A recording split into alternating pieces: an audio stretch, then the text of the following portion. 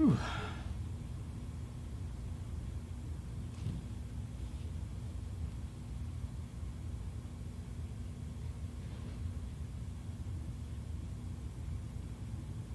All right.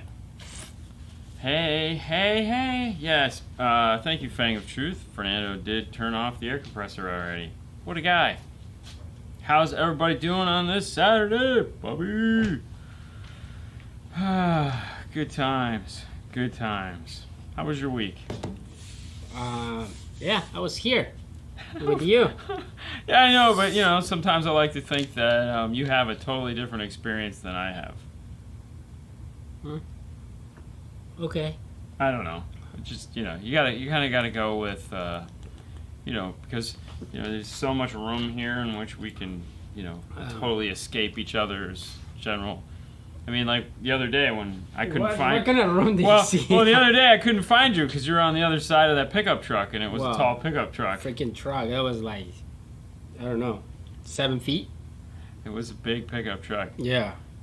It's good times, and of course it's hot and miserable here, so fun. What's up? Deadening the roof right now. I got the notification all ears. Oh, that is fun. Doing great. Voted for you guys. Thank you. And if you don't know what he's talking about, that's what I should have put up there. Oh crap. Hold on. I just did. What do you need to put in there? I did something bad. For voting. Yes. Add that webpage. Vote for Trusted Tech. Or whatever. Whoa. Why is it so loud? Pipe down, man. Pipe it down. I don't like the apple Fanta. I like the orange one. Apple? Yes. They sell. They sell an apple? Yeah. DIY audio guy. What's going on? I like the pineapple. I mean, you know that. I like the pineapple. I would try apple though. That Mustang y'all did was crazy. How do shops do such a mess like that? Apparently fairly easy, as we all know. Fernando for president. Oh yeah, right. Vote Fernando for sure. What's up, Luis? So this was an interesting week for sure. We had a lot of fun things happen. Do you have Metro there? Do I have Metro? I mean, I do in the page. Hold on. Would you like Metro up there? No, Bobby is asking if they make a two harness for the Kia Forte. Actually, they just launched a bunch of Kia and Hyundai DSP applications. So they might have something. I don't know if, at least they'll have a 70 and a 71 harness. But you might want to check out the DSP harness that they have for the car. See what it has, see what it does. And of course, the URL. Back to the laptop real quick. For those of you that are interested, you can pick up a Vote Fernando in the Napoleon Dynamite style because making America base again. That's right. But yeah, so this shirt does exist. We made this many years ago because we just got tired of everyone go, hey, it's Vote for Pedro. Yeah. That's my cousin. That is your cousin. That's my cousin. How many bands of parametric EQ do you typically use for a mid-bass? So most parametric EQs, I mean, honestly, 3 to 5 bands, you could probably get what you need for a parametric EQ. But most parametric EQs, you pick the center frequency. So like on these amplifiers that have them, or the DSPs that have them, they're usually like a 10-band parametric EQ, and you can shift, the frequency you want. So you basically build whatever 10 bands you want. Plus you have adjustable Q. So, sometimes you can get away with like 2 adjustments and roll out. That's why parametric EQs are kind of nice, because you can just get in there and be like, I'm just going to pick this and go wide and down and ta-da. All right. James, he just dropped $20. Thank you, man. And he said, can you guys do an in-depth video on wiring component speakers, like hooking up the crossovers? Might sound like basic things, but it's kind of intimidating to me. Which reminds me, we have to do some footage before we leave today for or we got to do it tomorrow, Tuesday when we get back. We do have a video coming out similar to what you're asking for.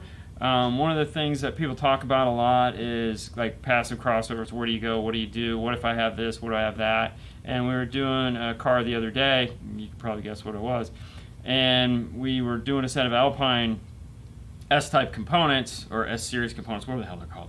And they're the type of speakers where the crossovers are unique to the speaker, meaning it comes with the tweeter crossover and the mid-range is built onto it. There's a bunch of manufacturers that do that now, but we filmed the video of walking you through how that all goes together. So yeah, it wouldn't be that much of a stretch to, when we're doing something, go in and look at a passive crossover and talk about how it all winds in. And since we're talking about passive crossovers, let's cut to the Fernando cam. Ooh, the new wireless Fernando cam. These are the new Morel Carbons. Oh yeah, so these are the Elates. This is the box here. So this is the Elate Carbon Pro 6.3. And what makes it a Pro over the non-Pro is that giant tweeter right there. This is the giant Pro tweeter. Now the non-Pro comes with this normal size tweeter here that is in-bias normalized. So this is probably going to fit into more applications where you're not going to be making some custom A-pillars or whatnot. Right here, and then I'm going to grab this one so you guys can see. What is the difference? So the bigger tweeter is built on the idea of the Pico tweeter. I believe I said that right. That comes with the Supremo. And the other Elate tweeter is the normal size tweeter that you get with the Elate. It's an all new design. But these came to us this week. We're going to be doing a full unboxing, a full test, thanks to William Berg. These will be going into the William Berg boxes. Yes. For us to demo and let you guys hear. But these are the new, and that is the big passive, beautiful passive crossover that you were asking more about, as far as like, what do the dip switches do? What are you trying to figure out? You have your out tweeter, your in, your out woofer. So there's a lot of things going on. It's a biamp crossover. Lots of fun. Oh yeah. All right, and this is metal. Beautiful pieces. Yeah. So we'll talk more about these as the show goes on. And of course, if you'd like to know more about Morel, because who wouldn't like to know more about Morel? Hey, Jason. You can find them at morelhifi.com. If you come up to the products page right here and you click on it, you come over to Car Audio, go to your reference, open that up, and you will find the new Elates. It'll give you the old Elates, the new Elates, the Virtus, and then if you come up here into this, you go right in here to the big dogs. You know, because like big dogs, we can all dream, right? Here we go. No, performance. Come on, give them to me. Oh my god. And this is where the internet fails us. All right, cool. So, what? No, Bob is radioactive. Too late. That was different show. That was on the news show. For you guys that aren't familiar with the news show, of course, come on, that's not even a fair question.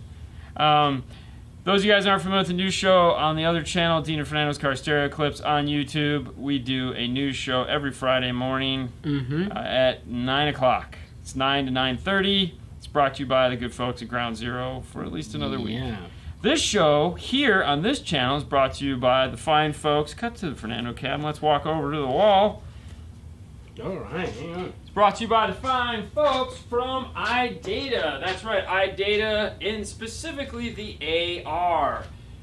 The AR is what allows us to integrate into amplifier replacements, meaning if you've got a cool radio, there's a factory amplifier built in. This is designed to talk with that through these mini T-harnesses here and give us the ability to add in, let's say, a authorized AR product. The BitNove, the Audison Primas, the ARC amplifiers, the Kenwood DSP 6600. Now, if you don't have one of those products, you can also use the DSR1 from Rockford Fosgate. It is a combination of Rockford Fosgate and iData. It is a DSP. However, if you don't want to use the DSP, you have, let's say, an amplifier with a DSP already built into it, then you can use this as a preamp. It makes it really nice because it has a 7-band global EQ along with 31 bands times 8.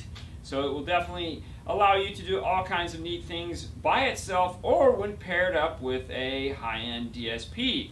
Now down here on the bottom, these are their new D series. These allow you to integrate into cars that don't have amplifiers, such as the new Ford, the GM, the Dodge. These are very popular, and soon, very soon, yet to be released, the Volkswagen. I'm pretty excited about this one. And of course, we'll talk more about these as you guys ask questions, but... This is a Harley, right? That is the Harley. HD on the wall is the Harley. We've talked briefly about that. You guys. But we'll talk more about those as time goes on. We'd like to thank iData for sponsoring the show. We use their products. We recommend their products. It's pretty awesome stuff. It is pretty awesome stuff, man. Recommend for active three-way crossover settings. You're going to have to figure out, the easiest place to start is with the tweeter. Find out what the tweeter's FS is, and then find out what the manufacturer likes. Either multiply by 2, multiply by 4. So for example, if you pick up any Focal tweeter, they're going to want you to start it at 5,000 at 24 dB. Most people are at 3,200 at 24 dB. A Morel can go even lower than that, somewhere in the 2,000 range. And of course, from there, you're going to move into the mid-range. So let's say we'll stick with the 3,200 24 dB, which is the safe, usually the safe zone. Your mid-range, same thing. Most mid-range will play down to anywhere between 3 to 350. And then your mid-bass typically will play down to 80 hertz. And so you cap off at the top. So it'd be 3,200 and up, 3.2 and up, 3.2 to let's say 350, and 350 to 80, all 24 dB. And there again, that's just a good, like, textbook basic setting. Like, it'll get you in the neighborhood, and then you can kind of play from there. What's up, Biscuit? CCC. Oh my gosh. Yeah. You guys are horrible. All right. Wired Customs, what's going on, Texas? I installed a backup camera on a 2008 Ram, and when I put the car on reverse, when the truck isn't start, it's good, and when I start, it stopped working. When you start, it stops working? Yeah, and I use an RR for the reverse trigger. When you say it stops working, is reverse going away or is the camera going black? That's kind of where I would need to know more information. If you put it in reverse, and then so I'd have to know what the heck is going on. If the screen is just going black when it's in reverse, that's a power problem to the camera. If it's flipping out of reverse, then that's a data problem with the RR. So that's one of those things you have to know what's going on. If the camera is just going black, like I said, that's power supply for the camera. You'd have to figure out where you got your power from for the camera. If you ran an accessory and ground all the way up front, or if you like tagged into the reverse light and grounded it somewhere in the back. If you did that, you're definitely going to have problems because the back of the truck is one of the worst grounds ever, and typically that light doesn't have enough power to power a camera. All right. Randy, he dropped $20. Thank you. 2019 F-150. Twitter location is way off axis. Yes. Suggestions. Leave it alone. Comments. We use them all the time. How much it does matter? None. I mean, here's the thing. If you're going to be sitting there whining, cheesing it up the whole time, then, yeah, you might be like, all right, I want to build some, sail panels up on the door and have some fun there. Yeah. We've done, obviously, as you guys know, countless numbers of F-150s. Active, passive, all runs of speakers, and honestly, we have no issues. It sounds phenomenal. If it didn't, then we wouldn't keep doing that. I mean, that's really what it comes down to. Yeah. But when we do it, we mount the tweeter real solid.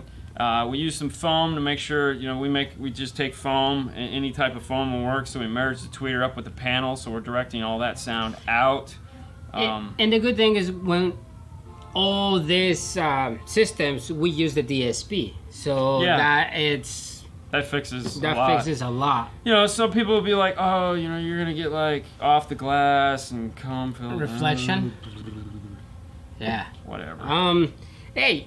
I've had plenty of people sitting these F-150s from mile to wild, and they're all very happy. But if you actually want 8 pillars Yeah. and you want to be custom and everything, hold on. there you go. Thank you. I'm so working much. on it. Thank you. Stills. Go to our friends at Mobile Toys Inc. or MTI. Yeah. Oh wow, man. I know. Wow. It's so sad. Right now, they do have a Labor Day sale going on. It won't get you A-pillars. However, they can make you custom A-pillars, and you'll have lots of fun. I believe they even buy the A-pillars and make them for you. But right now, they do have a promo code for Labor Day. If you buy a set of subwoofers, you can get 25% off of your enclosure. So if you want to make your F-150 look super cool, then buy a set of subwoofers and get 25% off the enclosure. If you're one of the people that likes Focal, they do have a deal right now also. If you buy a set of Focal Flax subwoofers, you can get up to 30% off of your enclosure. Now, because we're talking about enclosures and deals that you can get, you can also head over to frostbite.com and get 15% site-wide. That means everything they sell. They sell Kicker and a bunch of other products as well. So not only can you get a cool box at a discount, you can get your subwoofers to go in there at a discount. So head over to both, find out what works for you, and pick up some cool stuff. Yay. All right. Cool. I know. What? Get promo code for Rockford Fosgate. I know, right? Yeah. It'd be tough. I don't know how we do that. Hey guys, I really need your help with my system. I tuned on my car and the head unit. I just didn't tune. Turn. Sorry, it was going bye-bye as you were. Hang on. Hey guys, I really need help with my system. I turned on my car and the head unit just didn't turn on. I track it back to the wire harness that was the issue, but no power isn't even going there. Okay. So in the harness is no power at all. All right.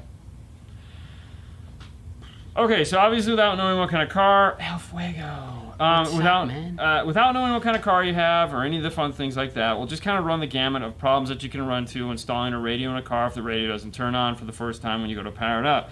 First things first, you should always go to a website to find out if you have the right harness.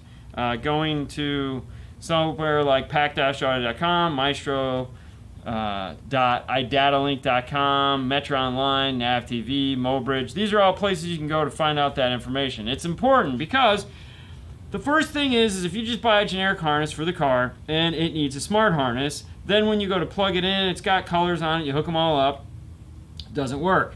Well, that's because it needed something to read the CAN bus or the data bus in the car to generate all the wires that aren't there.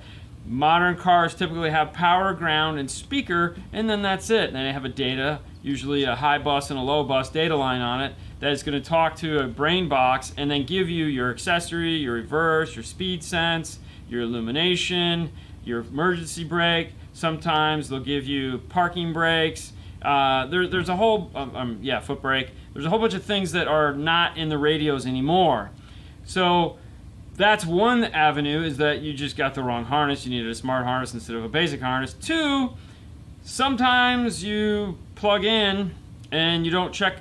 Always, anytime you put a plug into a car, you have to make sure there's wiring on the other side. So that's usually an indication that you need a smart harness, that you plug it in and you look at the red wire and there's nothing on the other side of the red wire. That's telling you that you needed a smart harness. The other thing too is if there is a wire on the other side, and that's when you bust out your digital multimeter and you have two power wires. You have a yellow, which is a constant 12 volts, and you have a red that is a keyed 12 volts. It's only on when the key is on. You test both of those. Black is typically ground. Now, that's another one that comes into play, is that sometimes the grounds don't exist in the harnesses and you actually have to chassis ground the radio or run the black wire off to a piece of metal in the dash. Some Nissans, some Toyotas are that way, where the ground, there is a wire there, but you'll notice it's typically smaller than the other wires, and it's like a reference ground for the fact that the radio is on metal brackets. It's going to get screwed into a metal dash, and that's actually where the ground is coming from. Now you're putting a radio in that's plastic dash kit, that ground is gone, so you have to take the black wire out of the back of the radio, attach it to the metal in the car, and then it'll solve that issue as well. The digital multimeter will help you diagnose all this. If you turn on the car, the red wire has accessory, and you turn on the car, the yellow wire has accessory, naturally move to the ground. If all three of them are working, then you have a problem with your radio. Check the fuse on the back of the radio. If one of them is not working and there is a wire there, then you need to dig into your fuse box and test each fuse at a time, or if you have the owner's manual for the car. The radio fuse is typically not the fuse that you're looking for. The radio fuse will have constant 12 volts. It's typically for the yellow wire, so you can test it with the car off and it'll give you voltage. That's not the one you want if that circuit isn't working. So there's a couple things. Hopefully one of those is the problem. All right, hang on real quick. I'm hanging L. on. Carter. What is the cheapest sound deadening, Fernando? And then, of course, we go into the people that thank to you guys drop like $10, $20, $5, whatever. So I have to keep not just priority, but it's because we're doing what we can here, people. we're doing what we can. So it's not like, oh my God, I just care about the people that they just drop money. No, I'm trying to do everything we can. So your question is, what is the cheapest sound deadening? Me personally, I would buy the better sound deadening. Yeah, cheap shit is cheap shit. Why do you want to do stuff twice? So check Stinger. Stinger make sound deadening. Check. There's a handful. I mean, if you buy a cheap sound deadening, you can go on right now. You can go to eBay. You can go to Alibaba, Aldi, whatever. Aldi, yeah. And you can find tons of inexpensive sound treatment. Some of it will work good. Some of it won't. The problem is, as a retailer, as somebody that deals with the public, meaning you bring me your car, I have to sell you quality products, stuff that I know will not give me any issues, stuff that isn't going to peel off, stuff that isn't going to give me a problem. I'm not a consumer working on my own car. I have to do stuff I have to answer for everything I do. So when it comes to cheap stuff like that, I don't even look at it. It's not even on our radar of things to deal with, mainly because we can't take that chance. I can't buy some inexpensive sound treatment, tell somebody I'm going to put in some good stuff, and then put it in and it fails. Because then I have to peel it off, clean up the car, put the good stuff in, and I'm going to have to do it at my cost now because I screwed up. So... And honestly, if you want to do that, just save some money. Save some money. You don't have to do it right now. Cheap deadener sounds like asphalt. Well, that's because that's what it's made out of. Exactly. But yeah, it's up to you. We got a couple guys on here that are chiming in, so just read the comments. Yeah. And like we said, check Ground Zero, the door kit. It's really nice. Oh, that comes with everything. Everything is in there. Stinger also made sound deadening. It's a lot of places that you can buy good sound deadening. Any experience with the new Stinger head unit? Yeah. A buddy of mine has one in his car. I got him one. We put it in. He loves it. You know. All right. Now we talk about head units. El Fuego dropped $5. Upgrading my stock head unit in a 2016 4Runner with the Kenwood DDX 9907XR. Ooh. Fitting my DM-A10 with a 10 channel of amplification.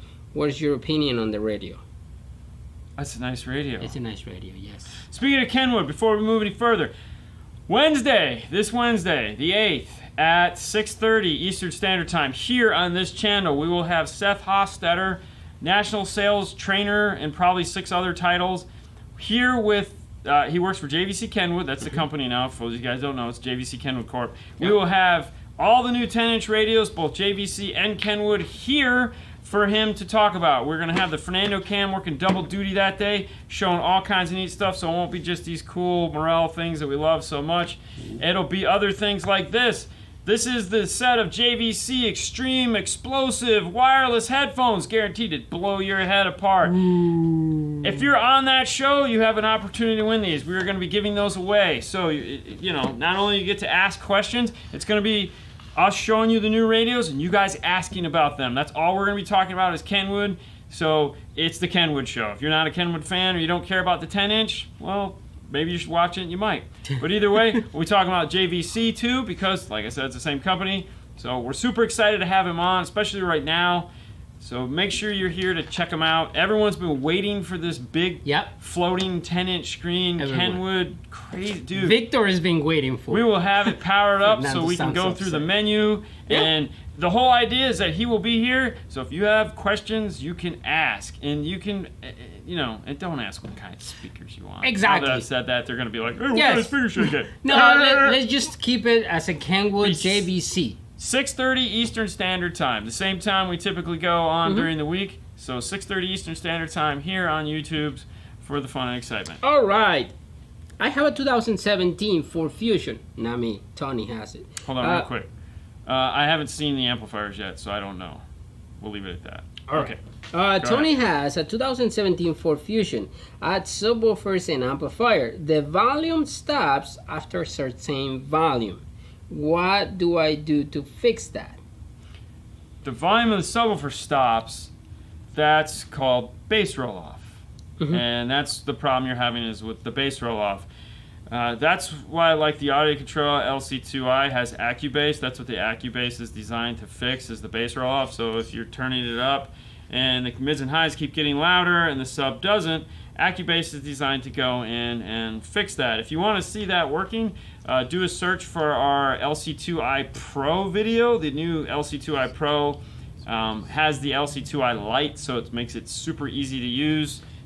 For those of you unfamiliar with LC2i,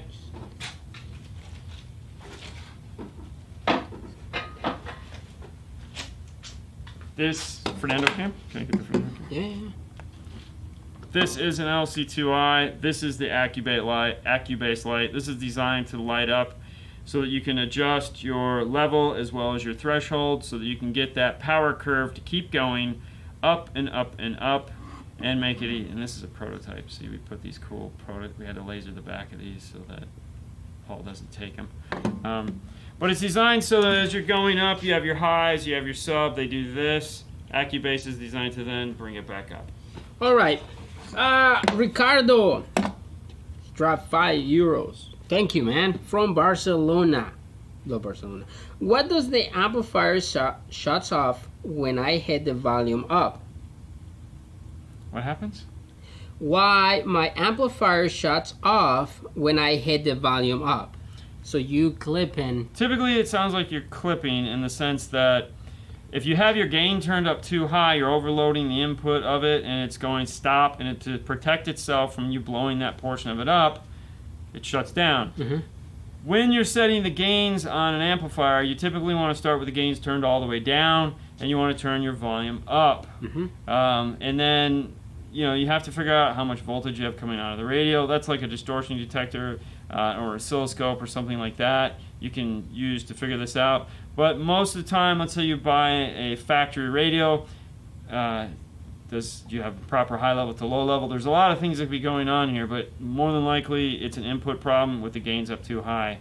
Real quick, floating radio in the Transit. The 2020 Transit with a 10-inch floating radio. That's a weird dash kit. I don't know if you'd be able to do it because of how recessed in that radio has to be. I know we've done there's a Hyundai we did where it had a dash kit like that, and it was a real stretch. It's going to be up really high, that's for sure. I mean, like the current Pioneer, you can move the unit out and you can put it up. So, I mean, there's a chance you could do it. It's definitely going to be a chance. Oh, El Fuego right there. Thanks for the new Thursday night entertainment with Hi-Fi. Yeah, so for those of you who don't know, there's another YouTube channel called Hi-Fi Vega. Hi-Fi Vega does. They does 12V Talk with Big D Wiz. Of course, you guys all know Big D Wiz. But Hi-Fi Vega, Thursday nights at 8:30, we go live, him and I, and we just do a fun car chat. It's pro and amateur or hobbyist or whatever. We haven't figured out what to call it yet. We go on for an hour and we talk about cool things. He comes up with neat questions and we answer them and we have a blast. It's a lot of fun. It's not Q&A. It's good stuff. Hey guys, had any luck with the Access aftermarket steering wheel add-on? Trying to do one on the Halo 9 on a car without steering wheel controls. I've heard some mixed reviews on that. But we never. Yeah, I stay as far away from stuff like that as I can, just because I don't want to deal with that. Yeah, pretty much. Yeah. Steve, thank you, man, for the $3. Let me see. Flying 99. I'm glad you guys like the show. He also opened it up so you can email him at his I don't remember what it was. It's like something hi-fi-vega@yahoo.com, and questions and stuff like that, or ideas for the show. So we're having a lot of fun there. All right. Fly99, he dropped $10. Thank you. Looking at the Morel 692 6x9 components.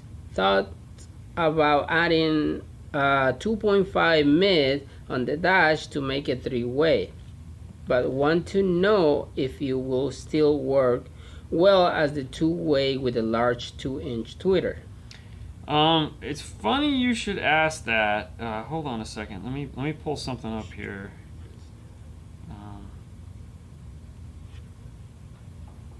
Where is it? Here it is. All right, I'm gonna share a picture here, guys. You're gonna like this. All right, hold, no, I'm just gonna do it. Right, let's see if it'll pop up. All right. So what you're looking at here is that question you just had. See this little pod right here? This isn't a Volkswagen Jetta. This is on the Morel. What is it called? Morel_America page. If you look really close in there, you could see the tweeter and the little 2.5-inch mid-range up in the front dash of this particular Jetta. So what you have is a set, exactly the system that you're talking about in this car playing, and I can tell you straight up, I've sat in that car. That's Casey. That's Casey's car. And that car sounds insane.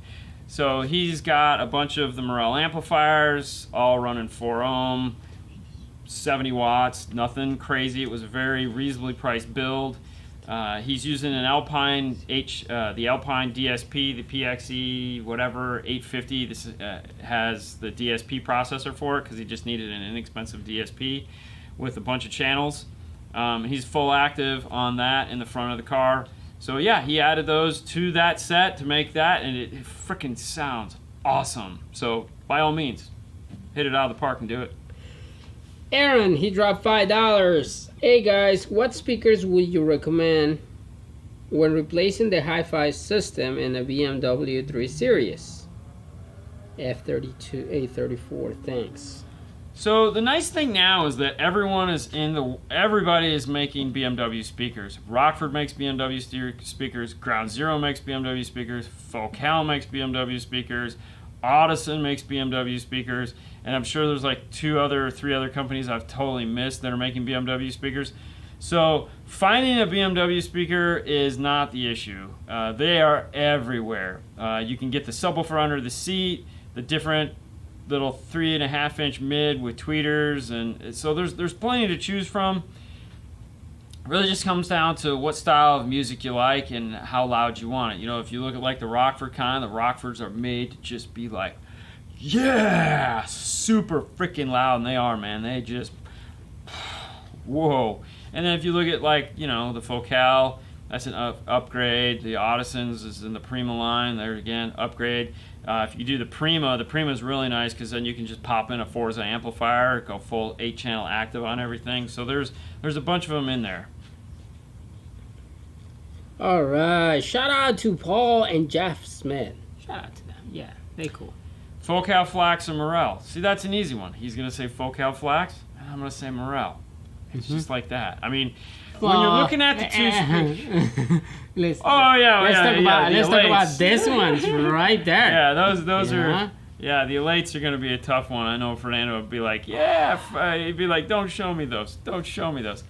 Yeah, the Rockford Fosgate T4 BMW edition. That's them. Those things are smoking, man. God, those things are crazy loud.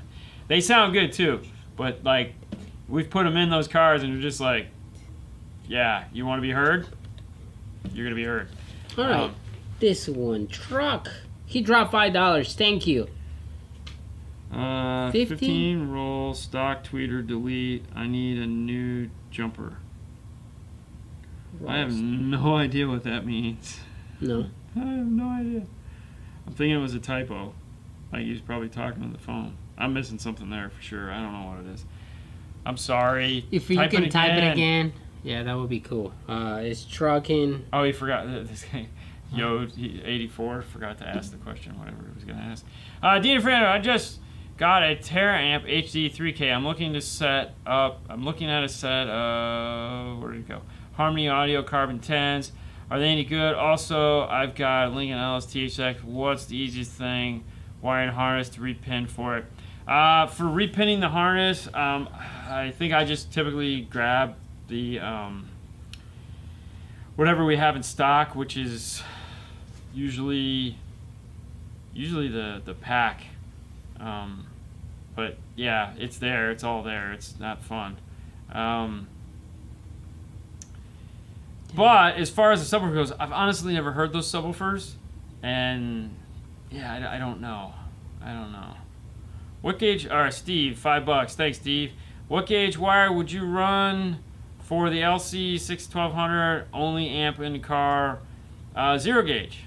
That amp always gets 0 gauge. Doesn't matter what it's doing. It's got a 0 gauge input. It gets 0 gauge. It's just the size of the hole. So, yep. Joe Dowdy 84. Yeah, that's him. Yep. He didn't ask a question. No, he meant to ask a question. You got so excited to go. Well, ask your question. 2015 Toyota Corolla stock tweeter delete. Do I need a jumper? Yes. Okay. Yeah. Thank you, Max. Go. There we go. Yes, you will need a jumper. However, the jumper is typically on the back of the tweeter. So once you pull the tweeter out, there'll be a plastic piece there that can be removed, or you can just snip the wires coming out that go to the tweeter and put the tweeter back in place. But yes, you will need to retain it, and it is a part of the tweeter that is removable. So it does make things super easy, correct? Yes. Yes, you do those all the time. That's why I'm asking. Yeah. So, yeah. When can we expect to see Dean and Fernando's top receiver list for 2020? Manny, I got to be honest with you, you're probably never going to see that. When it comes to receivers and radios, honestly... No, I got it. I got mine already. You do? Yes. Oh, it's yeah. the Kenwood 10-inch. Yeah, but we haven't seen that yet. I mean, and honestly, you're going to love it, but I mean, you'd still go with the Sony GS9. The one that you have right now, it's the 996. That's it. Is the 996 or the 10-inch? Yeah, but the 997, we put the 997s the other day because you have the new 957. So what they've done is Kenwood has taken the line 3 ways. You have the 997, the 957, and then I don't remember what the hell, but one has nav and DVD, one has DVD, and one has neither nav nor DVD. So, but they weigh a ton. They're super cool. Did we film that? Oh, we did. Yes, really? We did. I think we did. Yeah, because, we did film that.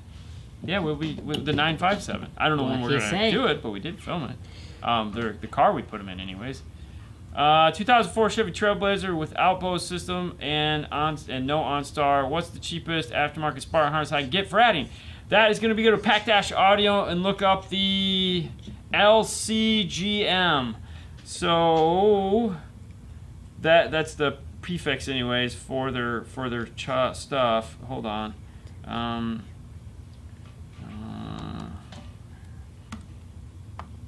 So if you're in the pack site and you go to search, if you type in LC, you'll hit return. Come on. LCGM. Let's see what that gives us. There we go. LCGM. So you might be able to type in the make, model, and year, but what you're going to be looking for is the LCGM version. LC, as you can imagine, stands for low cost. This is the lowest cost interface that you can get your hands on. It does not do steering wheel controls. That's going to be an RP4. But if you're just looking for basic smart harness integration, meaning, so these are all of them right here. But anything that says LC, that's it. That's the one you want. All right. My Bell, you might need to search this up to 2010 Dodge Charger. I changed the radio and the dash didn't go back in all the way. I think it's a manufacturer defect. Any tips? What year Dodge? 2010 Dodge Charger. Did you cut the plastic behind the dash? Right. So there's plastic behind the dash that needs to be cut or removed. Yeah. Yeah. That's why you have to remove. Because the radio will get cocked if it doesn't go in there. So you always have to go in and cut. And then if you put a lot like RCAs and all that stuff, definitely it's like... So one of the tools that we use all the time, we'll switch to this. This is it right here. This guy is an installer's dream come true. Yeah. If you have one of these, This will make your life lovely. Right here. I buy the Dremel carbide tipped little things. We go through a bunch of them. As you can see, it gets beaten up. But this is nice because the battery's dead. Ah, good demo, man. Really? Look at you. I think the battery's dead. Come on, man. Wow. See? Look at him. What a demo. There we go. So as you can see, it just goes really fast. Well, what's nice about this is in some of the older vehicles, like Fords and stuff like that, where you have the gauge cluster that has actual things, when you vibrate the dash, they tend to do this. Because this doesn't move that much, it's rather nice, and you can get into the dash and just do this and do this and do that. Okay, so if you did, we never had a problem putting a radio. Yeah, there is no issue with that. I will say, now, I don't know what kind of radio did you put. Some of these radios... Well, the other thing, too, is that you got to remember, in some of those cars, remember, the top of the dash falls apart, and there's no way to clip it in. No, that's a 300. No, that's a... Well, that's the... That's a charger. Yeah. Yeah. Same problem. Huh. I don't know. Yeah, because the charger's the whole center piece. All right, hang on. What do you guys think about the Triton made by Sound Digital? Yeah, I answered that. Okay. We haven't had a chance to deal with it yet. Hello, Pedro. Is Pedro here? I don't know. Yeah, Did it's the you same invite dash. him? Yeah? Yeah. It's right here. See, it's this problem right here where... Right, alright, hold on. So what we're looking at is on that car, this part of the dash right here, where I'm the Just top. click the next picture. This right here. Yeah. This all on here. The clips break. Yeah. So when this goes to snap in, this won't snap in because that rubber dash has eaten those clips away, and they typically break up behind the dash, so you can't get the dash to snap in properly. AudioFrog GS tweeters are so nice. Yes, they are. All of the AudioFrog stuff is super hot and awesome. Hello from Canada. When using an EQ spectrum analyzer to tune your EQ, should you match the peaks from the charge with the radio EQ? What? Yeah, okay. So when you're using the EQ spectrum analyzer to tune your EQ, yes, your system, you should match the peaks from the chart with the radio that you have in the Kenwood DMX 905S. Do you understand what you just asked me? Because I'm kind of confused. Okay. What spectrum analyzer are we using? I don't know what kind. It's just... I mean, are we using an RTA? I'm going to say probably that's what they say. I mean, I still don't understand the question. Using it... I got it. If I'm using a spectrum analyzer, an RTA, to listen to the music... You should match the peaks from the charge with your radio EQ. No, I think you adjusting the EQ from your radio. Yeah, I mean, that's you adjust here. Yes. There's nothing to adjust here. I mean, on this, no. I mean, if you have something that's going off the chart... Like if it's passing the yeah, so the line, if you have like all this stuff here and then one that's going way the hell up here out of range, you bring it down. That's the one you bring down on the radio. Everything should be Gained. fairly close to one another. You know, you don't want something. You don't want like a spike that needs to come down. Right. Cut frequencies that are too high. Yeah, I mean that was kind of what I was thinking we were asking. I just wanted to make sure. All right. AudioFrog GS or Helix V8 DS AudioFrog for well that would be nice. AudioFrog GS for Helix, yeah, 5.8 DSP. Yeah, you could do that. That'd be nice. I mean, the Helix stuff's the way to Three-way go. AudioFrog GBs or GS components. GBs. If you got the money, get the GBs. I'll tell you that right now, Fuego, because they're freaking awesome. So we did a Porsche Cayenne, I don't remember, earlier this year, I think, and it was all GBs, and we did a JL VXI 8-channel, 3-way active GBs up front, and then a sub, And wow. I And mean, what power do you need?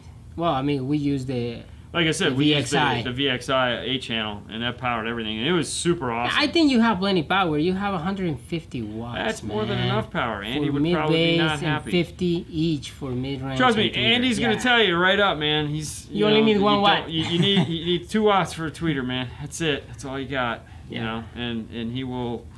No, but you have plenty. Yeah. All right, I got this one. Hang on. Hi, I have a pure 5K on a 4DV drive WDX G2 4 ohm 12s. What is the best ohm load? So Amplifier doesn't clip. it doesn't get too hot. Could you explain 1.3 ohms?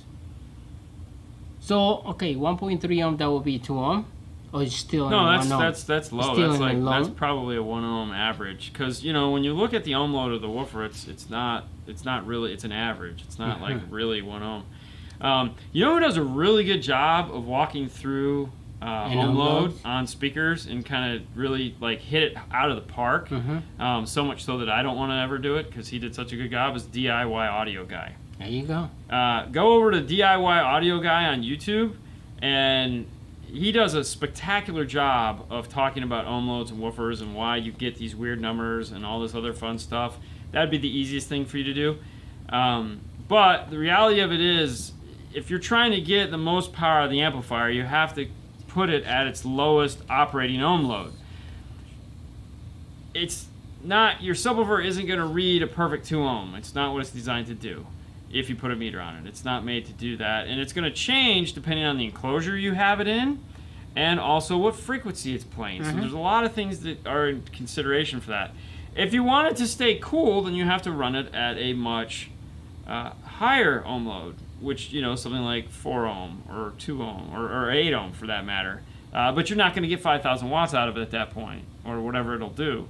So if you're trying to get the most amount of power out of it, now, remember, there's multiple things that make an amplifier hot, not just the resistance that you have on them. Battery voltage is usually the main thing that gets amplifiers hot, is in not enough battery voltage to power the amplifier. So what you'd want to do is put a voltmeter on it and let it play out at an extreme bass note, see how low it's dipping. Most of the time your amplifier should stay above 12 volts. If when you play a big deep bass note, it's dropping to like 10 volts, something like that, well, that's going to cause the amplifier to get hotter because the power supply in it more than likely is trying to keep it to put out, let's say, the 5,000 watts that it is, but now it's only got 10,000 volts to do it. So now it has to suck in more amperage in order to do that, which you don't have. As you can see, there's a circle of life and death here, more death so than other. So battery voltage is key, along with resistance, and then of course how you mounted the amplifier also comes into play. If the amplifier is a standard amplifier, real quick, the JL audio amplifier is awesome. It's good. It's a good amplifier. VXI, yeah. So if you have a standard amplifier that sits like this, that means that you have equal heat dissipation all on this top. If you mount it like this, now, as we all know from science class, heat rises, so the top half of the amplifier is where all the heat is going to go, meaning you're not going to be using the full amplifiers, the full heat sinks built into the amplifier. Now, if you have output devices on here, they're going to want to radiate heat up, which means that these aren't going to be properly cooled. So anytime you're doing a big SPL amp, obviously mounting it flat will be the way to go, unless it's designed with all the MOSFETs mounted on one side, and then they have smaller like input MOSFETs on the bottom, in which case you can mount it that way because you will be radiating heat up where it's going to be useful at. So something to consider.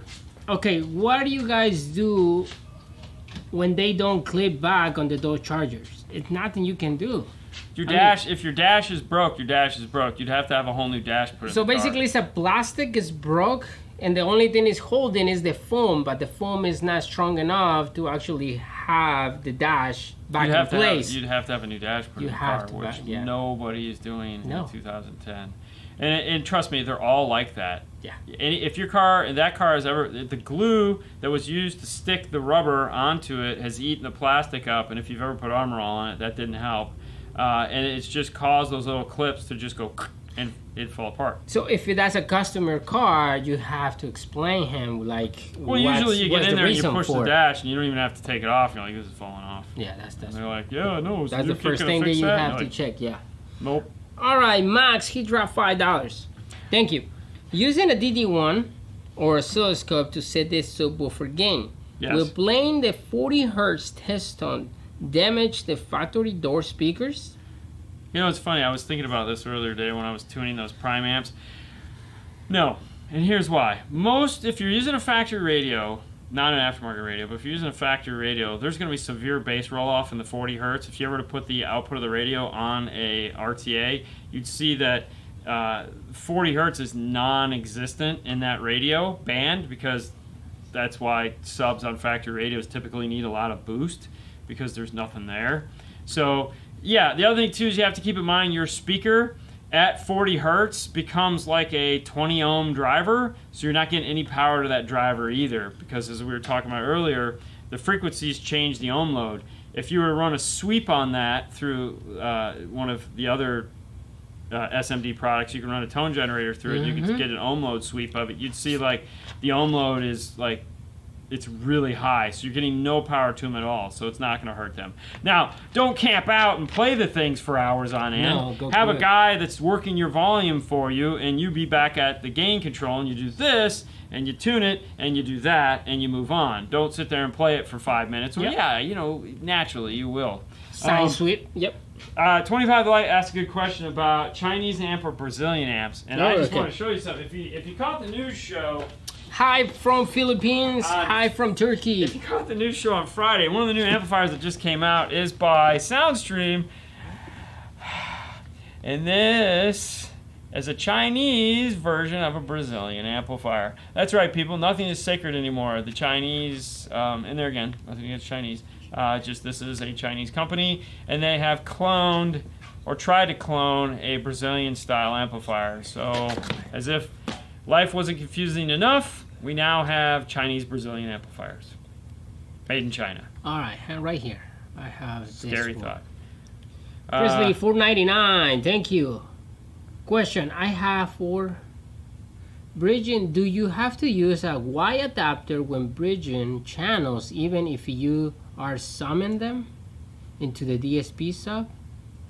I mean, if you summon... It all depends on the amplifier. So that's really what it comes down to. So some amplifiers...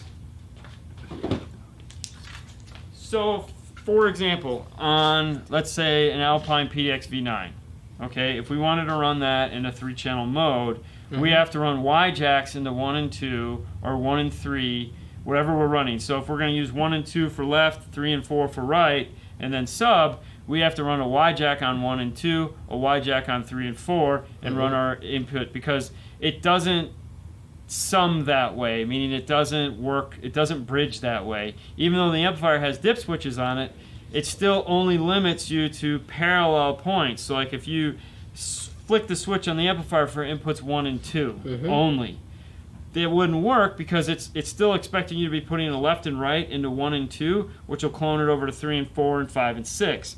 So what you'd have to do is you have to use a Y jack so that 1 and 2 is an input that's the same, and 3 and 4 is the inputs that's the same. If you just put, let's say, 1 and 3 RCA in, well, it doesn't know what to do, and you usually get like half volume. So yeah, yes. Audi 2009. Yeah. Q7. Can you bypass the MMI system for audio? Oh wow, big game. Oh, okay. I don't know where that came from. I guess we're talking about the fake engine noise thing on that. I know in some of the Audis there is a fuse you can pull, and definitely want to Google that one. But as far as I know, there's a fuse you can pull, or if there is I honestly don't know. Bypass, yeah. Sometimes they have an external module that you can unplug. I know, but most of the Audis I thought had fuses. You might be able to reprogram the car. You know, if you got a good guy that has a programmer at the Audi dealership, if it's got that fake engine noise. Hey, there's Pedro right here. Hey, Dean Fernando, have you guys got the chance to use the XD-DSP-L31 or the XD-DIS-GM. I think that's Metro. Oh, the new Metro ones? Mm-hmm. No. Not those, man. Not yet.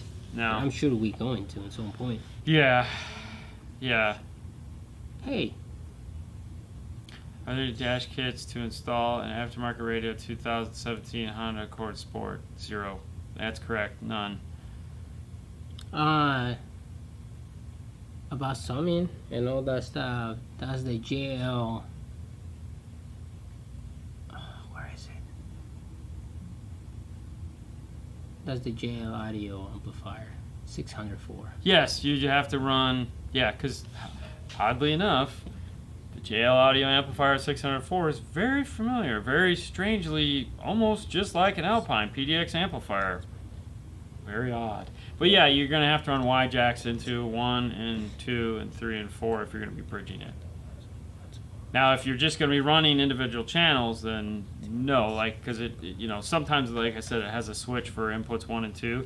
So if input 1 is left, input 2 is right, and input 3 is left, let's say mid-range, and input 4 is right mid-range, then no, you wouldn't have to, if it has a 2-channel input only switch where you're going to be running in tandem that way, then you're fine. But if you're going to be bridging, then no, you have to run Y jacks. All right, what kind of tens do you recommend that actually handle 1,000 watts?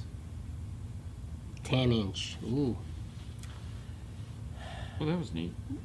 You have another one? I don't know where that came from. Okay. 10-inch that'll handle 1,000 watts. Sundown, sound, guaranteed. Yeah, sound definitely. Just put that sound down. Check sound down. Definitely. They I mean, yeah. I mean, that's the thing. You're gonna need something with a huge motor structure. I mean, we know the Kicker L7s will do it. The 10s. The Q class. Yeah, 10s. We've done those. I mean, but there again, it depends. Okay, so when you say a real 1,000 watts, what do you consider a real 1,000 watts? You know, is it a 1,000 watt amp that isn't putting out 1,000 watts? It's putting out 800 watts. Or is it a 1,000 watt amp that's not 1,000 watts, it's putting out 1,200 watts? No, we talk about each 10 is 1,000 watts, so it's 2,000 watts. It just depends. Just depends. I mean, your Rockford up there will handle 1,000 watts.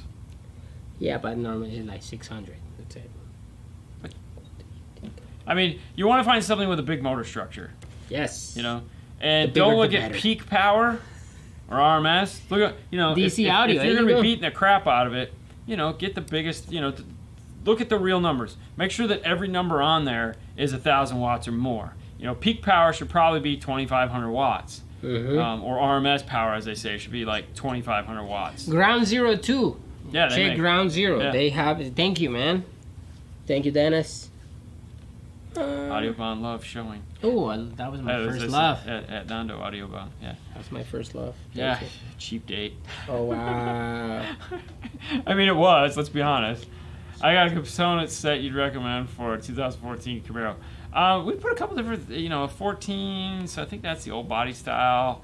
It's 6.5. So you want a nice set of 6.5s. Depends there again, how much money you want to spend, what do you want to do, what are you going to power, what kind of music you listen to. You know, there's a lot to do. It's 6.5 component set. Metro makes an adapter for it. All right, Mr. Chris, drop another $5. It's the JL HD bridging 600. 3 and 4 for sub, running it as a 3-channel amp into the JL Tweak 88. I'm fully active with 8 channels. So if you're bridging, so if you're going to be going full active and you're bridging, you're still going to want the Y jacks. You're bridging it. I mean, whether you're running, you're going to want the Y jacks. Okay, so at that point, you just because what you normally do, well, no, you just run the Y jacks. It's not a big deal. You just got to fill both inputs. Because you're only going to be using one RC output on the Tweak 88. If you're using 2 outputs on the Tweak 88, then you just run one in. If you were going to be running without a Tweak 88, like you're just going to do a 3-channel amplifier, you know, you're going to be running inputs 1 and 2, and then you're going to flick the switch so that feeds 3 and 4. So you can bridge it, you're accomplishing the same thing. It just needs to have those inputs, because it's a 4-channel amp and not a mono block. It needs to see signal on both inputs in order to work properly. All right, and we're going to end this show with this question. Okay. Tam. Okay. Hi, Dean. Important question. I got a Pioneer issue is with the GPS. Let's show. Okay, go ahead. Keep saying looking for GPS. Oh, that sucks. Where is it? Where Yeah. is it? I don't Depends know on the where model, but it's easy enough. Look for I lost GPS it. signal. Changed. I lost it. I lost my Oh, GPS stop. too. You keep going past it. You literally Right here. keep, yeah. Change GPS test no good. Please advise. There's an SD card inside of the unit. More than likely, what's happened is the SD card is either popped out or is not seating properly, or the SD card itself has become corrupt. So that's probably more of what the problem is. Something like that does have to go back to Pioneer, California, and be. It was just a sneeze. Does have to go back to California and be fixed. It has happened before to us, and it's usually one of those two issues. And with that being said, let's head over to the laptop real quick. The Clean Wire Club is a place you can go on Facebook to show off all your sexy wiring. Every Sunday, Fernando sits down, looks at the most recent pictures, and changes them. This was last week's. They did an awesome job. Thank you for participating. iDataLink Maestro AR. That's right, the amplifier replacement is the sponsor of the show this month. Actually, I think for the rest of the year. We'll talk more about them anytime you guys want to know. We'll go over those. D&F Tool Drawer is a place you can find. D&F Tool Drawer is a place you can find all the cool tools that we use every day, day in, day out. It's all there, along with some of the neat stuff that we just, talk about here on the show that are oddballs. If you want to get a shirt from 5-star, here you go. Nando, vote Nando. Plus any other 5-star shirt you want is located on this page. There's a bunch of them, and winter is coming, so we're going to have some new hoodies coming out. So I'm pretty excited about that. MorelHiFi.com is the website you can go to check out more information about the new Elate Carbon Pros. They also have a new flat speaker that's going to be coming out too. You guys are all familiar with the Pancake driver that we make, the Virtus Carbon Nanos. There's going to be a new version of that coming out that's going to have this Elate grill on it. That's going to be super sexy. And then if you want to support us on our show, head over to meindustry.awards.com. That's meindustry.awards.com. If you're industry, vote industry. If you're consumer, select consumer. Vote for us. That's all we ask. And that's it for that. It's Saturday night. I guess that means I'm feeling all right. No, Jason is like, enjoy you actually weekend. Yeah, we had a real day off. I'm going to go meet Ada at Disney and have some fun there.